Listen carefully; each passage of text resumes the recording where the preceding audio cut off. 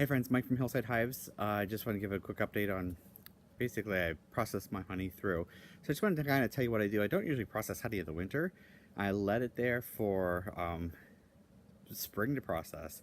And I do it that way because I can give it to the bees and let them clean up everything. But you know, I was thinking I had extra honey. Well, I say I had extra honey. With only having one hive that survived, I'm only going to need so much honey because what I want to do is I eventually don't want to feed sugar water. I want them just to rely on honey stores.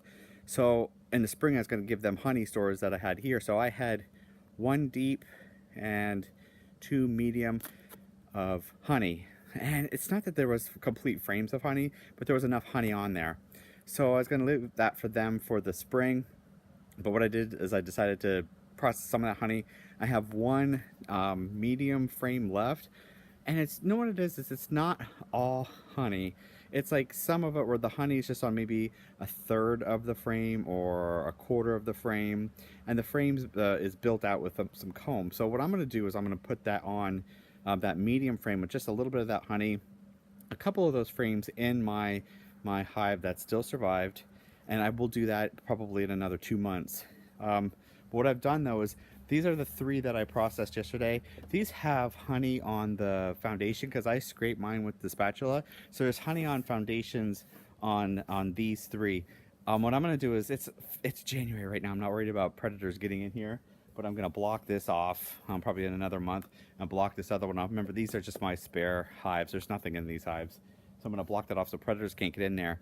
And then when I get my packages in the spring, I'm going to put my packages on and then one of these on top of that so those newbies can clean the rest of this out, and then I'll go through these hives and I'll scrape them down really good. Or another thing you could do is put it in a new box. People worry about disease, carrying from disease from one season to the next. I don't really worry about that with mine because I know they don't have, well, to my knowledge, they don't have disease. So that's just my plan on what I'm going to do this spring with this honey. Like I said, I normally put this out and the bees come up to the house and they put everything off, or they pick everything off and eat all the honey, and then I clean all the boxes and go from there. What I did too was, here's the wax that's left in this bucket. I said I was gonna render the wax today, but what I didn't realize was there's still some honey left on that wax that I strained through. So I put that in a 5-gallon bucket, set it out here, and then that's gonna go out for the new packages that come beginning of May, end of April, beginning of May.